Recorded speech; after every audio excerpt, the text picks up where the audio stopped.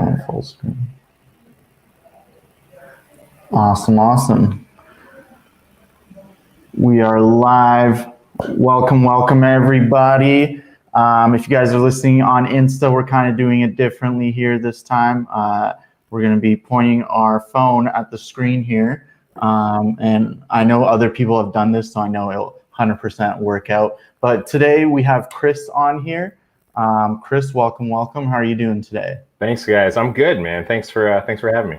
Yeah, of course. Thank you for coming on.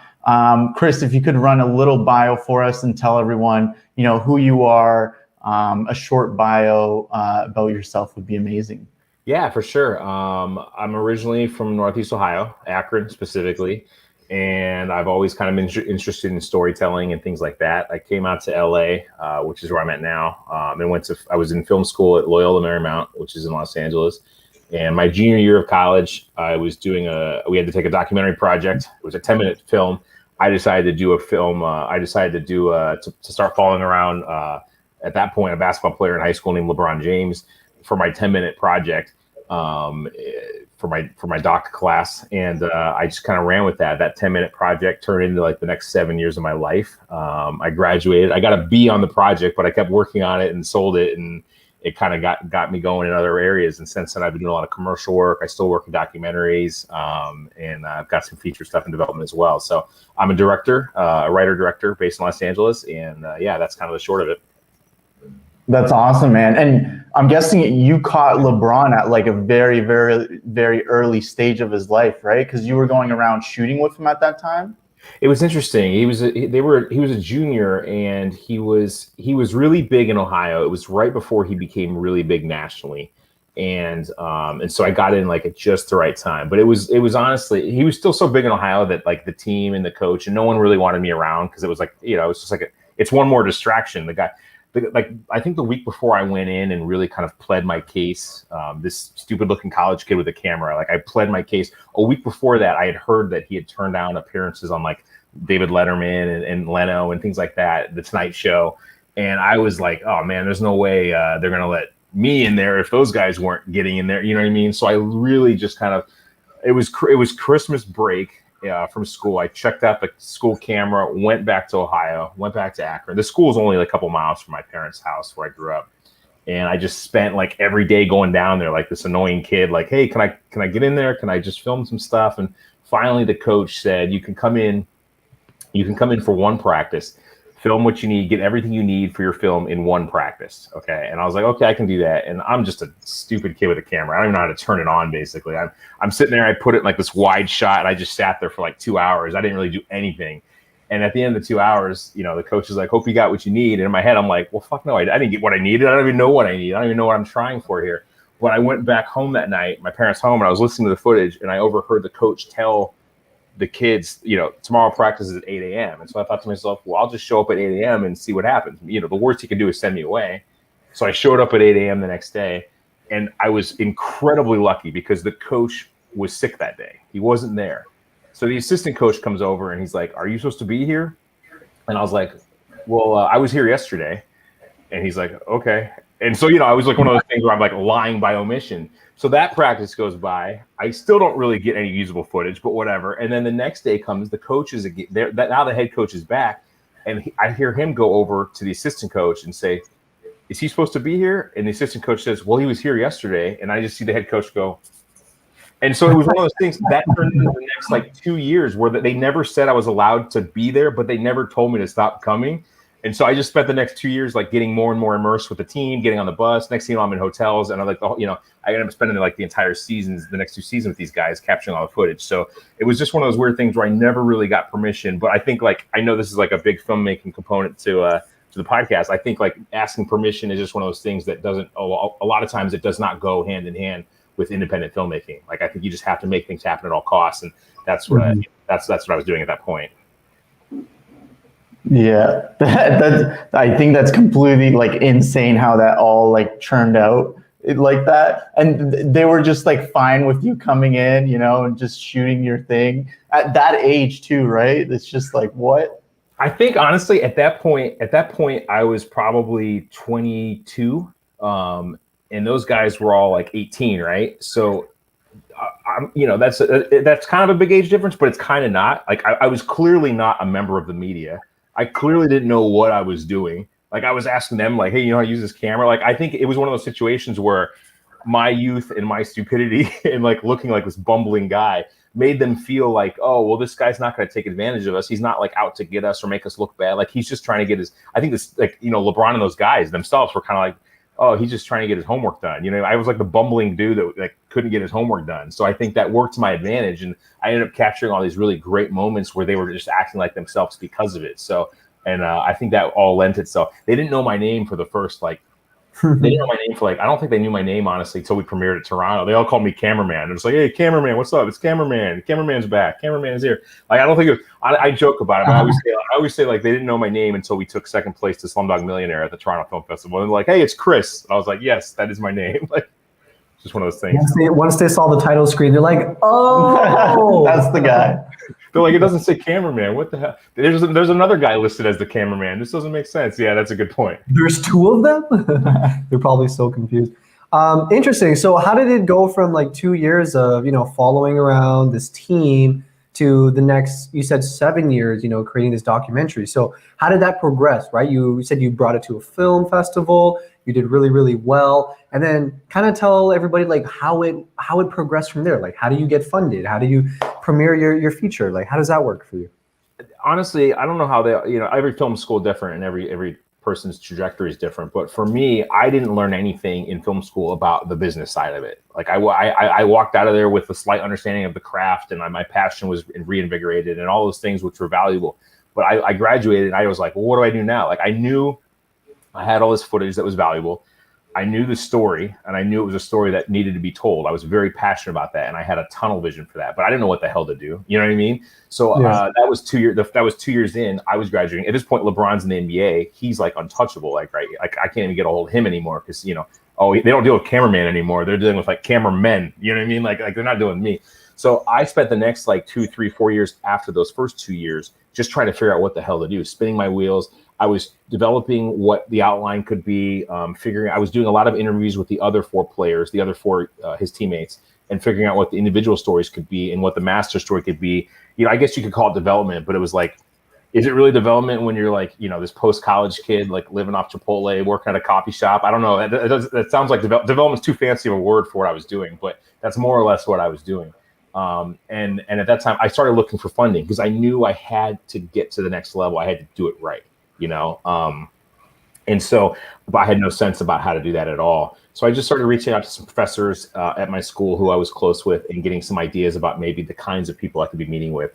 I met with a few different people, and I cut a trailer. That's what happened. I had read a book, I think by filmmaker Robert Rodriguez, where he talked about like when in doubt, like cut a trailer. It'll like at the very least it gets you reinvigorated about your own project. And so I was like, okay, well, you know, I'll do that. So I cut it. We edited 2 trailers that got me excited, and I started showcasing it, and other people were getting really excited about it too. And so I was like, okay, I'll use this to try and get some funding. Again, I still don't really know what I'm doing, but I was able to get in front of someone who was working in like food type shows, like those like Chopped type television shows, you know, like Food Networks. Like it doesn't make sense for him to meet with this guy at all. And you know, he's like filming cilantro and shit like that. And, like I'm talking about LeBron, but like he was in the industry, so I was just like, I'm gonna pick his brain. He saw the trailer and like lit up and let's do this. I want to get involved with this. And he called someone else from down the hall. One of Jamie Foxx's production partners had an office next door to this guy's office. So he called him in and he watched the trailer. This is all happening like right then and there. And so they're watching the trailer and he got really excited. And so the 2 of them right there were like, let's figure this out. Let's get Jamie involved. Let's do this. Let's do this. And at that point I was like, okay, you know, they wanted to move really fast. And I was still kind of like, I had lost touch with LeBron and his camp, and I knew that I wanted to keep everyone really involved because I don't want them to hear that I'm doing all these things and they don't know about it. And you know what I mean? It's like they could like think I was like being shady or something, and I wanted to do things the right way. So I was not down to move very fast, even though these guys wanted to. They were getting kind of pushy. Around that same time, my really good friend Stephanie, who's a co-producer on the film, she was babysitting for this man named Harvey Mason Jr., who's a really, really big in music industry and very successful in film now as well. But she's like, well, Harvey just produced Jamie Foxx's latest album. You know, if you can meet with Harvey, I babysit with him. I know his family real well. Oh, sorry guys, hold on. My bad. No worries. So she's like, meet with Harvey, and you can pick his brain about these types of people you're about to get in business with, and see if it's the kind of people you want to get in business with. So I sat down with Harvey at his studio. This is probably, I don't know, 5 or 6 years into the process. And I'm picking his brain about the types of people the specific people I was dealing with. And I was like, I don't know. They seem kind of this. I don't know if I should work with them, this and that. And he was giving me real general advice. And then I pulled out the trailer. I was like, well, do you want to see what we're talking about? And so he puts the headphones on, he watched the trailer, and he takes the headphones off, and I'll never forget. He's just like, forget them. Me and you are going to do this. I'm gonna put together the finance. I'll fund it. You can have final cut, final creative say and everything. I want to do the music, but it's me and you. We're going to do this together. And I was just like, that sounds good to me. Like, you know what I mean? Like, you got to be kidding me. Like, Stephanie and I walked out of the studio and we're like, all right, this is how it's going. And that was the kind of next phase. Harvey came in with the finance and the music side of it. And he was a really, really supportive, creative producer. And we did it together from that point on. But it took so many years and failed meetings and things to get to that point. And I skipped over some things, but one of the things I always think back about is I was a very unknown person. I was young, and at that point, LeBron was famous, but no one knows who these other players are, or who this coach figure is, right? They're not famous. And so I had already met with people that offered me decent amounts of money to just buy the footage of me so that they could do their own thing, because I'm unknown, I'm untested. They want to, and they all wanted to focus on just the LeBron aspect, where to me, the most compelling side of the story was the fact that it was this coach and as this father figure with these 5 boys becoming men. To me, that was like the thing that was more relatable than just the LeBron of it. So, I had turned down quite a few offers to just kind of sell the footage to other people that were going to take it in a much different direction. And so that's always something I feel good about. Like, it took forever to get there, but once we did, it felt right and it kind of played out the right way, Yeah, there's a lot of interesting aspects to that entire story that I feel like a lot of people can relate to. A lot of people come out of school nowadays. Like, we have our own friends who are obviously working in the field now, but who came out of school and like had absolutely no idea what to do. Right. I think this desire to create is always good. Like, having the passion to create content is amazing, but there's that business side that you're talking about that people always look over, right? They always think about like, oh, I want to make cool shots. I want to make a film about this. But it's like, how do you get it funded and stuff like that? And I just think that's so important because it takes forever, Like, if you are a person with like a story you want to tell, it's going to take a long time, and you kind of can't give up, right? Like, you were working at a coffee shop. Right. I'm still talking to people, trying to get meetings. I think it's so important to have tunnel vision. Like, I think if there's 2 words that make the most sense within like pursuing film related careers, I just think tunnel vision is incredibly important. Like, and I don't mean like in a non-collaborative way. I just mean like you have to see it and know that it's going to happen, even if everything is telling you it's not going to. You kind of have to be stubborn about it. You kind of have to be stupid about it. You kind of have to be willing to do a lot of things that don't make sense because in your mind, it's going to happen. It's just that tunnel vision. And I think that's what I had. There was a point when everyone in my life was pretty much telling me, hey, it doesn't seem like this is going to happen. Maybe you should be pursuing something else. And I was just very tunnel visioned and stupid about it, almost to the point of like arrogant, where you're like, no, this is going to happen. You know what I mean? Like, I have nothing to back that with, but I know it is. Right. And yeah, I think that's super important. And I think that's what all artists share and should share. Yeah. Of course, there's this aspect of like, kind of being a little bit self-aware too, because I love the idea of being completely, devoted to creating content, but there is a little bit of self-awareness that you do need to like deploy, right? Like, if 100 people are telling you like this isn't a great idea, then maybe you kind of like need to double check if your idea is actually good. Like, maybe people are interested, and yeah, you'll put your energy to somewhere else. But if you really feel passionate, like, people will react, and you can gauge based off people's responses, right? Yeah, I think perception to ideas and it's also subjective, but I think when you internally know it's gonna work. I don't know. I think I've had plenty of ideas since that are like, well, maybe not, but that one, it just felt like I mean, it helps that there was a massive NBA star in it, where it's like, okay, there's definitely some value in that on some interest level. It was whether or not the story itself was going to be interesting to sustain. You know, we were actually doing the sound mix. We were doing the sound mix at Universal, which was an incredible experience, especially for an independent film. You know, the sound supervisor happened to be from Akron, Ohio, so he kind of hooked it up. So we're in the same place they mix all of Zack Snyder's films, right? A full theater with this massive screen and just like the most like premium way you can mix a movie, which is incredible for a documentary. So we're in there, and then so people were always coming through. Like people, you know, celebrities were like taking tours of the lot. Like VIP, they would just come and check in on movies that are being made. So I'll never forget Tony Parker, of course. You know, Tony Parker, the legendary Tony Parker, Spurs fame and all that. He comes in, and he saw what we were doing. So I walked over and he was asking about it, and I told him the short synopsis of the film, and he was just like, "Are you sure that's a good idea? Does anyone really care about LeBron before the NBA?" And I was just like, Tony, trust me, it's going to be okay. Like, it was just like, even after the film was like finished and we're mixing at Universal with like, you know, there's still like this NBA star in Tony Parker that's like, I don't know, there's still always going to be doubt, but I don't know. I mean, yeah, he was wrong. That's all I can say. I can say it right now definitively. Tony Parker was wrong. I think the movie was okay. It worked out. Yeah, for sure. It's like there's a bit of like an intuition there too, right? Like if you have that special sauce to your whatever you're creating, and yeah, you kind of got to stick by it. So if we kind of like fast forward from there, because if I'm not mistaken, that came out in 2008, 2009. What's been going on since then? You know, how has your career developed? Have you used your connections from your documentary to that you're still working with them now? Like, tell us a little bit about what happens after you make something big. You know, something hits the big screen. What happens afterwards? Well, for me specifically, and everyone is different, but I was still in Toronto.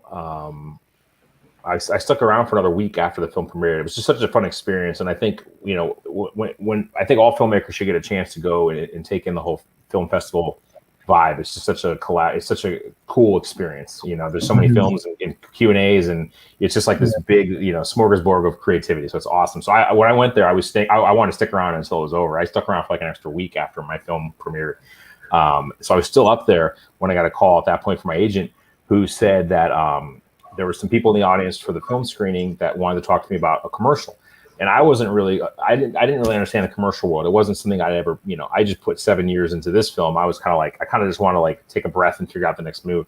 But they were like, you have to hear it out. It's a really big agency and the project sounds really cool. So I was like, okay, let's check this out. So I talked to them, and it was a really cool concept. It was a branded content series for Gatorade. So it wasn't just like a traditional commercial. It was like a short form documentary series, and they wanted to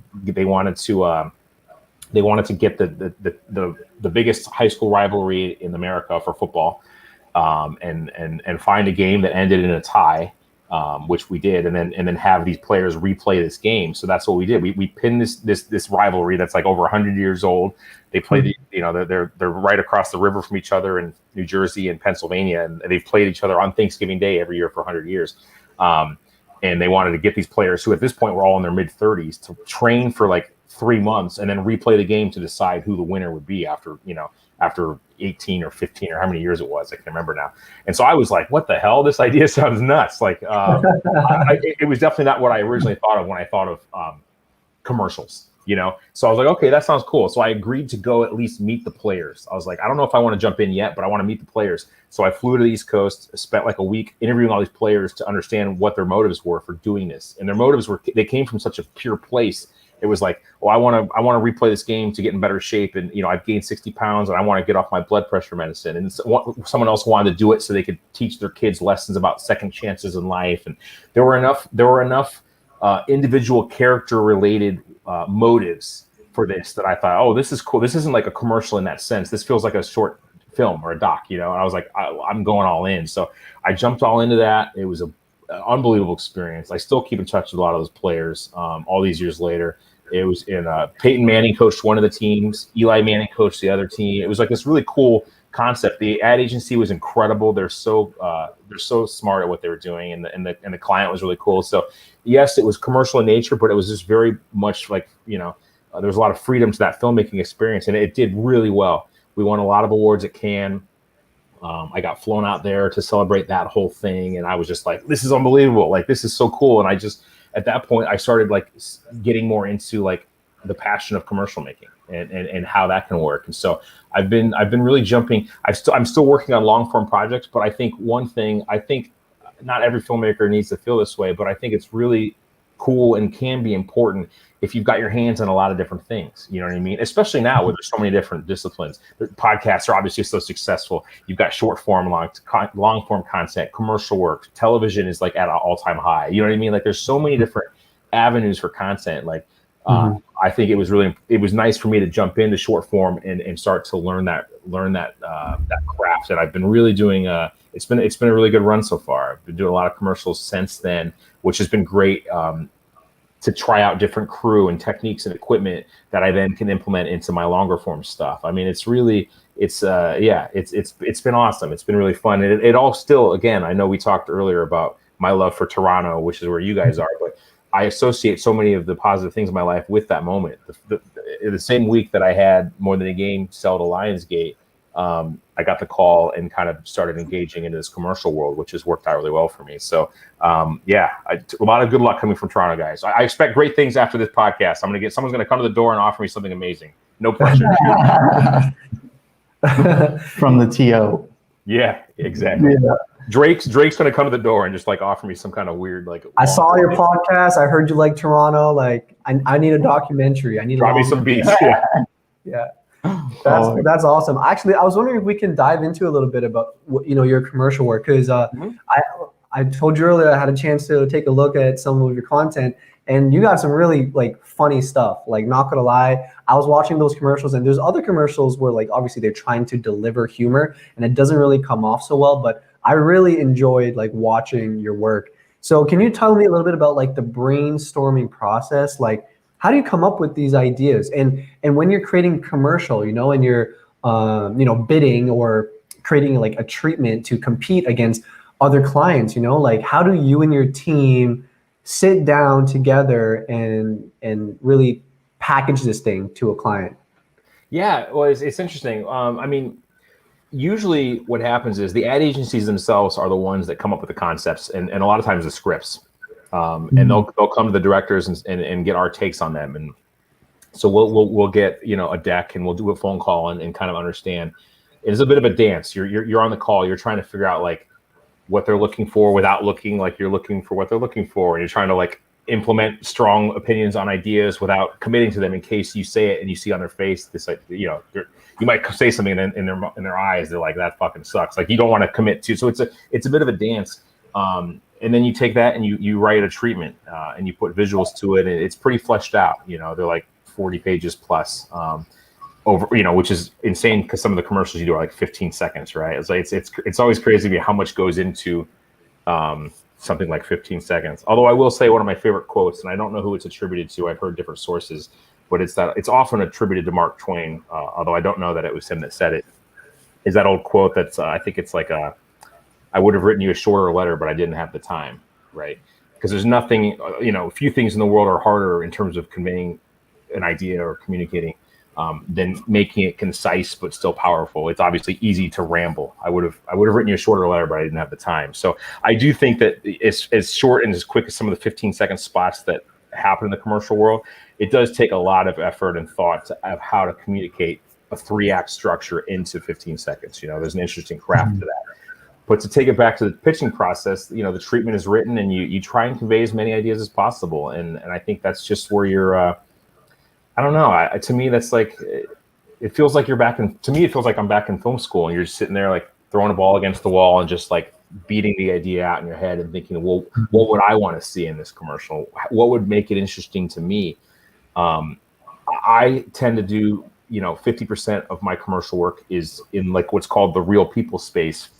And then 50% is like scripted with actors. But the real people space is really kind of how I got started because of my roots in documentary, right? One of my stronger suits is working with people who aren't familiar with being on camera, making them comfortable enough to not only give great sound bites, but to do it in a way that's engaging and memorable. So I was able to kind of translate that with non-actors on the commercial level through the Gatorade series and through other things. And I think that's part of that process. But yeah, I don't know. The process itself, you're fleshing out the ideas and trying to figure out how to make it unique. I mean, listen, we live in a world, and I'm not guilty of it. I do it too. Like, I have every streaming service possible: Hulu, Netflix, Amazon Premium, and I'm paying extra to make sure that I can skip commercials, right? Like, I'm literally like sitting there paying extra money to put myself out of a job. So when I'm actually pitching for something, I'm thinking to myself, okay, what can I do to this? What can I bring to this story that makes it, if the person can't find the remote to like skip past it fast enough, it won't make them super pissed off that they had to sit there and watch it. Like, they're like, oh, that was actually not bad. Like, it was kind of interesting. It was a fun story. It didn't annoy them that they had to watch it. Exactly. Like, let's make them laugh a little bit. Let's make them think of something a little bit differently. Like, I just try to put myself in a viewer's perspective, because I grew up consuming every movie I could. Like, I'm first and foremost, I'm a film fan, and I just try to put myself in the audience shoes, because I am an audience member, you know? Of course. And we all are, right? Like, when you're creating content, like, in a way, you're creating for yourself, because it's something that you want to see come to life. I do have a quick question for you, but I just wanted to mention something to people who are watching right now. If you guys do have a question, please don't leave it in the comment section in Instagram. There is a question mark in that area where you can leave a question, so that we can, near the end of this, we can ask Kris, your questions. So if you guys leave it in the comments, like, I won't be able to read it. So leave it in that section. Kris, the question I wanted to ask was for people who, are interested in the commercial world, or who are already in the commercial world, but not as obviously big, right? Like, maybe they're a freelancer, they're in a position where they get like companies reaching out to them and being like, hey, like, I want a video commercial, or I want something created for my brand, right? And I just wanted to ask you, like, other than obviously creating an awesome concept and packaging it in a great way, are there any tips or advice you would give to these filmmakers trying to, compete with other freelance videographers? Like, do you have advice for them? One thing I've heard, and I didn't know this myself, but I signed with a new company recently, and so I've been putting my head back into like, which, why do they sign directors, and what are sales reps looking for when they're signing directors for commercially? And someone told me, because when I came out of film school, there was a lot of my classmates that were going and making like spec commercials. They'd go out and they'd shoot like their own 30-second or 60-second like Nike spot or something like that, right? And I always thought like, oh, that's so cool. And it seems accessible, but there's so many people doing that. Someone told me recently, someone trustworthy told me, it's almost better to go out and just make a really poignant short film than it is to go make a spec, like something that shows that you understand how to orchestrate the camera to tell the story, something that shows you know how to communicate to an actor enough to get them to communicate to the audience. Like, I think that it seems there's a lot of value in that, almost more so than, say, going out and making like a fake commercial or a spec commercial. I think if you can go make a short film, 2 minutes, that's engaging and shows a fresh take, it seems that that's catching more eyes these days with commercial sales reps and people that are looking to start lining directors up with work. So yeah, hopefully I've got a head start, and no one hearing this is going to hear that, go make a killer film and take my job away from me. But that's what I hear is one thing that's really kind of resonating right now. Right. Awesome. We were talking a little bit about treatments, and I do kind of want to go back into that. Do you find yourself pitching like a lot of treatments and it not going through, and just like completely spending so much, because you do spend a lot of time on these treatments, and then you pitch it to the company and they're like, it was good, but someone else had a better idea? Is this something that you're running into, all the time? It's tough. You do have to have thick skin. There's no question about it. And you have to, I think the first year or two, I was more frustrated with that, because you'd put so much time and effort and energy, and you're putting original ideas into treatments, and then you're seeing some of those ideas end up with they pick someone else, but then that idea still makes it, right. And that's just part of the process. So there's nothing you can do about it, but it happens, right? And so the first couple of years, you're like, come on, man, like, what the hell? Like, now it's just one of those things where it's like, it's been a good run. Like, I've booked way more than I've lost out on. And so knock on something. And, but I think it's just, you have to have a little bit of thick skin, I mean, listen, I think I've been in enough casting sessions with actors. Like, no one has it harder than actors. Like, when I'm sitting there and I'm watching 80 people do callbacks for the same role, and there's probably like 15 of them that could kill it, and only one gets picked. And a lot of times it's something as small as like, well, they gave like a funny look that's more in line with the brand, or like their hairstyle will mesh more with the logo of the company you're representing. And it's like, man, like there's people that are bringing such talent to the auditions and they don't get it. Like, I don't know. I think me observing and being part of the selection process of actors gave me such an admiration for how tough and thick they have to be and how resilient, that like, for me, it's like, okay, I'm going to pitch for things. I'm not going to get them all. I'm going to get more. I'm going to get more than I'm going to lose. That's just something I have to do. And I try to say, hey, you know what? I mean, there's literally been pitches where I know I'm not going to get it because I'm the underdog, and the other person is way more stuff in their real wheelhouse that's in line with that particular script. But I just want to get on a call with the agency. I want to present my ideas. I want to just like make them think about it twice, so that the next time they have something that's a little bit more of a fair playing field, they're like, let's go to that guy and let's hear his take on this. You know what I mean? So I think of it in terms of like, hey, even if you don't get the job, you're planting seeds for the next job. You're writing. I think, to me, writing it's a muscle. You have to keep using it. If you take a few months off from writing and then you go do it again, your brain is slower. And I just feel like I'd rather write like 5 out of 7 days and exercise that muscle. And then when it's gonna come in handy. So I guess my point is like, it's never wasted in the big picture. I sound like a guidance counselor. I'm telling you that I promise this will work out in some way, but I do feel like it does. There's a purpose served with it, but you just got to be tough about it and let it roll off your shoulders, Right. And for people who might be like new to treatments, typically how long are you spending on these treatments for, say, like, let's say like a 30-second commercial or so? It's a process. I'll spend, man, I try and break it up because I don't do well with like 8 hours straight of anything really. Right. But you break it down, there's no one way that these things happen, but I try, and first I'll sit down and I'll map out the sections I want to hit. Like, I'm going to do an overview. I'm going to talk about the tone. I'm going to make them laugh with an intro. I'm going to, in my intro, I'm going to try and have a few comments that maybe undermine in a like a clever way the people I'm up against. I'm going to, address the script itself. I'm going to talk about the camera language, a few other things, and I'm going to end strong. Like, I don't know. I try and break out the sections, and then I give myself some time to think about it. And then I'll spend like, I don't know, 3 or 4 hours just dealing with like a third of it. Then I'll take a break. Then I'll do, I'll try and do it over like 2 days. And then honestly, to me, I'm such a visual person.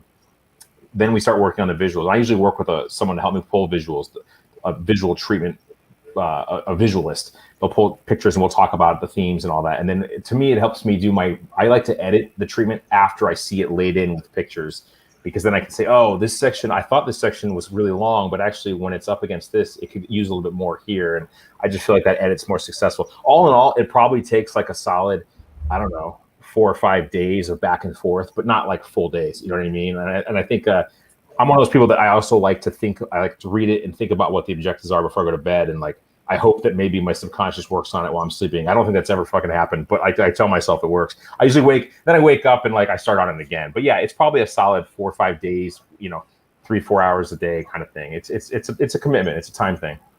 Right. And that's pretty insane, because now you're spending like 10-15 hours on an idea. Easy. And a lot of the times it just goes out the door, right? Yep. They're like, we don't like it, right? Yep. And there goes like 10-15 hours of your time, which I think really relates back to like documenting and spending all that time, on an idea and really believing in that idea. And sometimes at the end of the day, you got to let go of that idea. And sometimes it doesn't work, because we have talked to many people on this podcast, and a lot of them say, hey, I had this idea, it just didn't work out. And I just let it go. So it is super important to, let that idea go. Yeah. And honestly, you never know. Like you might have a future idea that just doesn't work. Right.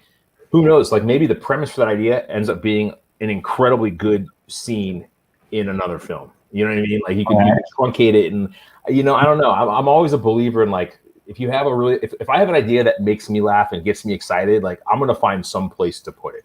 You know what I mean? Like, and if I end up not, like, when I'm 70, I'll just make a documentary about all my bad ideas. That way I can die saying, hey, all my ideas ended up somewhere. But like, I'm a believer that like your ideas can make it somewhere. Just kind of get creative and repurpose. And like you said, be ready to let things go and move on. I think it is important to not get so stuck in something that you can't see the bigger picture. But if you felt passionate about it, why not put it in your back pocket? And maybe it makes it, maybe it ends up someplace later, you know? 100%. I feel like that's also really useful when you're even in the commercial world, like you're creating, an idea that's funny for one brand.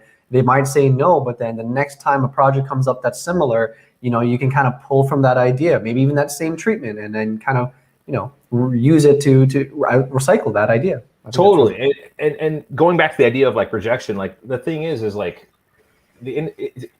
the entire industry and I think industries in general, they're so different than they were like 30, 40 years ago. Or like, when my parents were growing up and everyone got like one job and they stayed in that job forever. Like, holy hell, I can't believe that happened, right? Like, I've now worked with the same people at different ad agencies that remember me from this job and then they bring me to this job. Like, the world has gotten so much smaller, right? So it's like your ideas might not work for this project, like you're saying. It might work for another client, and that person will probably remember that. They might even bring it up on your call for a different project 5 years later, because the world is smaller and you keep in touch, and that's why it's so important to be connected in that way and to be able to recycle ideas or to just revamp them. But I think being nimble, to your point, Paul, is a good thing. You have to do it. Right. And I kind of just want to go into, I know in your bio you said you pull performances from non-actors. I kind of want to go into that strategy, because I feel like a lot of new filmmakers are obviously not working with the biggest, right, actors. So how would they be able to, pull something from them? In my bio, that's definitely referring to like real people commercials, but I can find a way to translate. So like, for instance, that would be, so I did a Burger King, I did a short film for Burger King where our entire goal was to piss people off, right? It's a hidden camera stunt. And this is a great commercial. I love this one. it's called Whopper Neutrality. It was a commentary about internet neutrality, which was an issue a few years ago. And the point of it was we were filming people, making them wait like 20, 30 minutes for their Whoppers. And if they wanted to get them faster, they had to pay more. They had to pay like $18 or $20, something like that, right? So that was the point of the commercial. So to me, it was like, okay, I'm getting paid to piss people off. Like, this sounds unbelievable. Like, I told you, Mom and Dad, like I told you I could one day make money doing this kind of shit. But the hard thing is not pissing people off after you don't give them a Whopper, because that's going to happen naturally. The hard thing is after you cut the camera and you let them know they're on hidden camera, I still need to go and get them to do interview sound bites where they understand the message of the commercial and they're on our side and they're laughing with you. And some of these people were really pissed off. So that's where I thrive. I can go in there and quickly try and win them over and disarm them to be able to get sound bites that are usable and energetic and engaging. To me, and I don't know, I mean, this isn't something that you learn in school. I just think I perceived it and put a lot of time into it. It comes from the documentary background. Other than LeBron, who had a lot of camera experience, the other guys didn't have any interview experience. I had to get them to a place where they could be emotional. And even LeBron was probably the most challenging interview in More Than a Game. At the point I interviewed him, which was years after I'd spent the time with them when they were in school, I sat down with him to do those interviews in 2006. So at this point, he's been in the NBA for 3 years. He's done a lot of interviews, right? My goal there was to not get an interview from LeBron. I wanted to get what I call living room LeBron, the LeBron that's not at a podium, the guy that can sit down and feel his jaw clench and get pissed thinking about something that happened 20 years ago and resonate about life without a father. Like, that's a different type of interview. To me, it's about creating comfort. And this is the same thing, in my opinion, that works with actors. I just shot 2 days of scripted stuff with actors Monday and Tuesday of this past, just 2 days ago, right? I put most of my effort, and every director is different, but my effort is really put into creating an environment that those actors feel comfortable, being silly, taking chances, trying this. Like, I'll tell them flat out, like, guys, we're not rolling film, we're shooting digital. Yes, there's a million people here. It doesn't matter. I want you guys to play around and have fun. I always tell them, if you guys are having fun, the audience will feel that and it's going to work. And if you're not having fun, the audience member is not going to have fun either. So I don't care what's happening. I don't care if the AD's yelling or if the client's pissed. If you're not having fun, give me the finger, flag me down. We're going to cut. We're going to figure out what it takes to make it fun again. And that's my approach to actors. Like, keep them comfortable. They're the ones that are conveying the message at the end of the day. You have to listen to them and make them a part of it. So I think a lot of times they get stuck with, here's your lines, here's the blocking, go, because commercial world works fast. You shoot aggressive schedules, and there's a lot of money being spent in one day. So there's a lot of pressure, high stakes. And everyone can feel that. So in my opinion, it's great to let them feel that as little as possible, and just take it back to the reason they came out here to do what they're doing. They came out here because they watch the same movies I came out here being inspired by. I want them to think about that when they're being goofy on set and having fun. I don't want them thinking about the pressure and the money being spent. Like, that's the last thing I want them thinking of. So it really comes from my background in documentary. But to other filmmakers, make sure that the actors are comfortable. Make them feel engaged. Make them feel heard, and take fault, shoulder blame. It doesn't matter whose fault it is. If you're the director, take some fault there. Like, if they mess up a line, no. Sorry, that was my bad. I gave you a faulty cue. If they messed up and if you want to get them to do another take, I'll throw the sound guy under the bus. But the sound guy knows what I'm doing. I'll be like, hey, that was really good, but we lost it because of sound. Let's do it again, 10% slower. You know what I mean? Like, take the blame off them as much as possible, because there's a lot of pressure when you're on camera and there's lights and all that stuff like that. I could never do it. I admire the hell out of those that can, and I want to make sure they feel that way. That's actually such an interesting tactic, taking blame off of the actor, because we've been in positions where we're working with actors, and obviously, like, as a director, like like you said, you're trying to convey a message, right? There's a tone, there's a mood, there's an atmosphere you're trying to get across, and obviously the person who's delivering it has a huge contribution to that final result. And it can add a lot of pressure, and taking blame away from them, I think, is such a humorous way, but also so smart. You know what I mean? Because you're basically saying, like, can we do it again in a different way? But it was not your fault that we need to do it again. especially if you're doing a lot of takes over the same line. I had this experience recently. Yeah. We were doing like the 15th take, and the actor at that point feels like it's on them. At that point, you got to figure it out. I mean, I'll cough during a take after if they mess up the opening and they're still I'll cough like, I fucked up. Let's do it again. I'm so sorry. Let's get a lozenge over here, and we'll go again. Like, take the blame, make them feel good.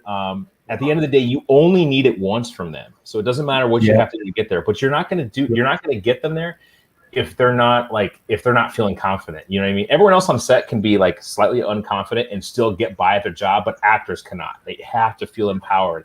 And I just think it's like super important to empower actors as much as possible.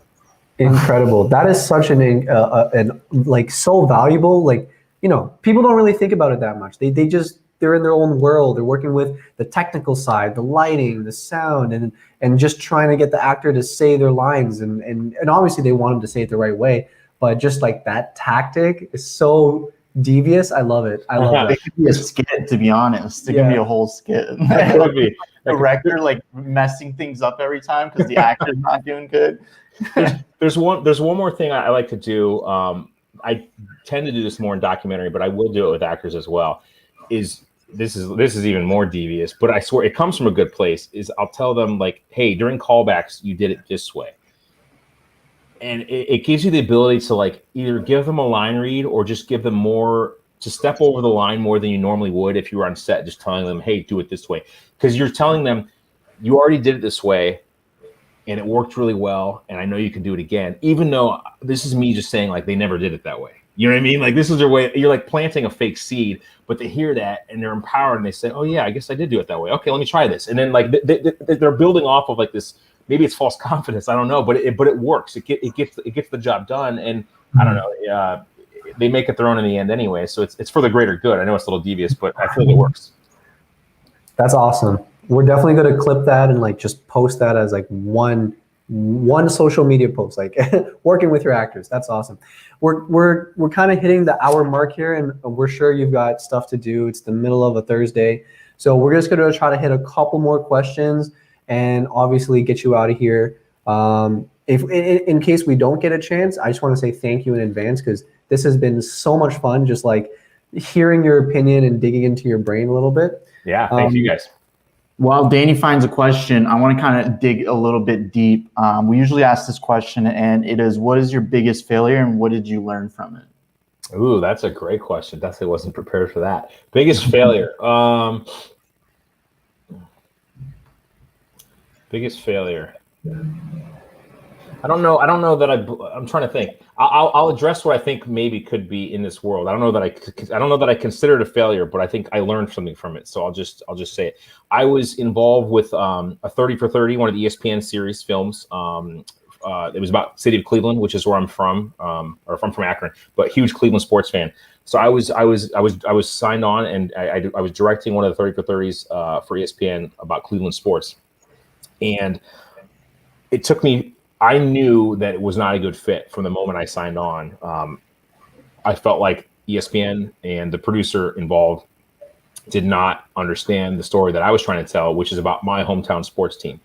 And I was very clear to them up front that the film was not going to be this just take all these shots at Cleveland sports, which I know is what a lot of people do, because Cleveland sports up until 2016 has been 52 years of futility. And so I was very clear with them up front that was not the film I was making. And that got lost in translation. They were like, yeah, it's fine. Anyway, I got the sense it wasn't the right fit, but I still try to keep pushing the square peg and the circle in the hole, or whatever that expression is. I'm not saying it right. I still try to keep forcing it to make it work. Eventually it became so apparent it wasn't working. It was going to derail the film creatively, and more than anything, it wasn't the film I set out to do, which was really a love letter to Cleveland sports, because to me, Cleveland sports, while having all these failures, was full of rich history, characters, and represented the idea of hope. And it was about bigger than sports to me, which is a theme that I like to get into. I knew that wasn't what they were into. It didn't seem like they were capable of putting their minds around that. And yet I tried to force it anyway. It got to a point after 2 years of filming that I had to quit / force myself to get fired. Like, they were basically like, hey, you have to make this film this way or we're going to fire you. And I said, okay, that's fine, then fire me. And so that's what ended up happening. I wouldn't change it. I'm glad I did that. I would do it again in a second. I just wish I had followed my gut instinct early on. I knew from the get-go that they weren't looking to do the film that I wanted to do. And I knew the film they were making wasn't one that was going to make the city of Cleveland proud, which is the only thing that was important to me at that point. And my gut instinct was telling me, but I just kept telling myself, well, it's ESPN and it's 30 for 30 and this is a dream film. You got to do this. You'll figure it out. But I feel like I'm old enough, I'm experienced enough now. I feel like when your gut instinct is telling you something creatively, usually listen to it, because it's almost always right. And I've since then I've had it happen where I've almost jumped into things and I knew it wasn't going to, and so I pulled out, and I've never regretted those decisions. So I've learned that lesson. It did suck, because we spent 2 years plus filming that film, finding characters, getting people excited, and going down a path. And so it was kind of a heartbreaking to pull out of that one. But the lesson has been learned. I don't know that I consider it a failure, but I know. Yeah, I would consider it a failure on their part. Let's put it that way. Amazing. Well, we only have like a few questions from the comments. So I'm just going to go over them really quickly. Sudi sometimes asks, do you storyboard? I feel like we covered this already, like, in treatments and stuff. I think he wants to know if you personally storyboard. Like, do you hand draw, or do you have a team that does it? We storyboard for the shoots themselves once they're awarded. So yeah, we do storyboard. And that's just one of the budget items that my team puts together. I work with a storyboard artist closely, and I think those evolve. I'm not the most visual of people, so I like to do a rough storyboard, and then when we go scout the location with my DP, I like to hone in with them, figure out a little bit more detailed, and then flesh the storyboards out more thoroughly before the shoot day. But yes, we do storyboards before shoots. Awesome. How do you find original, cool ideas or brainstorm them? I myself personally am always drawn to stories that start small and big and snowball into bigger things. That's just my own personal thing. I find stories just honestly by talking to friends, hanging out, having a beer. I like to play what if. What if this? What if this? What would you do for $1 million? What would you do with this? I love hypotheticals. I'm really big on hypotheticals, because I'll say me saying the same stupid thing to 10 different people usually results in one of them saying something smart, and then I just steal it. I know exactly what you mean. That's like one of my favorite icebreakers, like would you rather. I So always have the same would you rather, that it's just like if you're ever in an uncomfortable situation or you don't know somebody, like I throw out that question, it's always an interesting response. So. It's perfect. And it's a great icebreaker. I'll do it on the very start of a pitch call. Like before we get everyone's so formal. It's like be the one that's going to be loose and start off a pitch call by like, hey, just before we start, I want to know what would you guys rather do? Like ask them something really, and they're like, at the very least, they're like, I remember that guy. Yeah, I don't know, maybe he's not right for this, but he was weird. Let's talk to him again. Or they're like, man, that guy was fucking cool. Let's talk to him again. Like I totally agree. Like icebreakers, snowballs, to keep going for it. Awesome. Okay, we have a few more of our own questions we want to ask, and then we'll kind of close out here. Amazing. Yeah. So what's some advice you would give to someone wanting to pursue a career like yours? I'm big on the tunnel, but I think you have to go out and do it. Just go out and I think film school is great for some people, not for others. It just really depends on what you're looking for. But put yourself in a position to go out and create something, whether it's a short film, whether it's a music video or a script, write something. But you know, it's never going to happen where you're just going to like make a joke at the right time and someone's going to hear you and be like, hey, let's hire this guy to make a movie. He's really funny. Like that's never going to happen. Like you got to go out and do something. And it's just, you know, in More Than a Game, we have a shot of a placard in the locker room wall that the coach Drew put up. It said, if you want something you've never had before, you have to be willing to do something you've never done before. It's just going to take sacrifice. You know what I mean? Like my college career wasn't like the movie college career that you're like, oh shit, that person had a lot of fun. My college career was racking up credit card debts, flying back to Ohio to follow this basketball team around with a camera. And sleeping on hotel floor rooms of players that were like less creeped out by me than others. Like that was my college career. You know what I mean? Like I have fun now because I did the shit I didn't want to earlier. So I think sacrifice is a big part of it. And yeah, don't let the naysayers get in the way. Go do it. You know what I mean? Everyone's got a story to tell. I'm convinced that everyone can be a storyteller. Just give yourself the space to do it and have the confidence. You know what I mean? Mm-hmm. That's great. That's some great advice. I think we're going to do one more question before we roll off here. It's probably one of my favorite questions. And it is, if you were to go back in time and tell yourself, your younger self, something that's very useful, some piece of advice, what would you tell yourself? My mom told me this later in life, and it's influenced a lot of my decisions since. It was like 6 years into More Than a Game when I didn't know what I was doing. And she was like, just make every decision as if you have $1 million in the bank. Take the pressure off of you about like what's right and what's smart and what's that. Like if you always do what's smart, it's never going to work out. You know, you have to take chances and you have to take risks, and you can't be thinking about those things. Obviously, this doesn't apply to everything. But I think once I started having that mentality, not worrying about money, even though you still have to live, but like give yourself some freedom, at least with your creative self, to make decisions with confidence. Someone told me this early on, especially in commercials. Your job isn't to like, if someone holds up two things, wardrobe, prop, whatever, and says red or blue, your job isn't to sit there and think about which one and this and that. Your job is to answer it as quickly as possible because you're supposed to be confident. You're the one on set that's supposed to know everything going on, even if you don't, which let's be honest, you don't always. But they don't have to know that. If they hold up red or blue, you say red or blue as quickly as possible, or you say, where's the green? Confidence, assert yourself. $1 million in the bank, even if you don't have it, that's your job. Amazing, my man. Thank you so much for hopping on, Kris. And honestly, it has been such a pleasure, and you were such a fun person to interview. Thank you guys. Well, yeah, of course. If people want to catch you online, where can they find you? I think I do have Twitter. I'm currently off Facebook and Instagram. I'll be back at some point. So yeah, I guess at Twitter at Kris Belman. At Kris Belman with a K. With a K. With a K. Yeah. Thanks, Mom and Dad. Jeez. Amazing, my dude. Danny, do you have anything to say before we hop on? No, I don't really have any more questions or comments. I mean, I just want to kind of repeat what you said. I had so much fun. Thank you. Enjoy your day. Can't wait to see your next commercial, your next big project. And, we hope after that project comes out, we get a chance to talk to you again. Perfect. We'll make it happen. Thanks, guys. Appreciate it. Amazing. Thank you, brother. Okay.